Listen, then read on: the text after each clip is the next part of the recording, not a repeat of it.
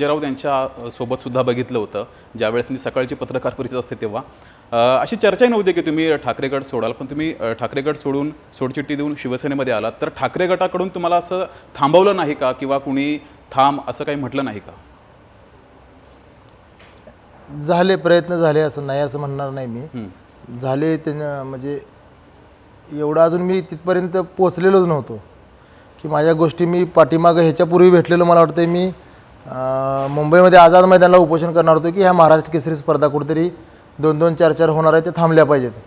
त्यावेळेस मी उद्धव साहेबांना भेटलो होतो, राऊत साहेबांना भेटलो, त्यानंतर काही माझी भेट झाली नाही त्यानंतर.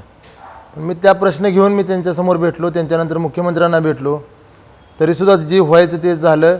जानेवारी महिन्यामध्ये एक महाराष्ट्र केसरी स्पर्धा झाली, परत मार्च एप्रिलमध्ये एक महाराष्ट्र केसरी झाली, आणि आता नोव्हेंबर डिसेंबरला परत 2 महाराष्ट्र केसरी होणार. म्हणजे 2025 या सालामध्ये 4 महाराष्ट्र केसरी स्पर्धा होणार. जी महाराष्ट्र केसरी स्पर्धा एक व्हायला पाहिजे, प्रत्येक वर्षी एक व्हायला पाहिजे.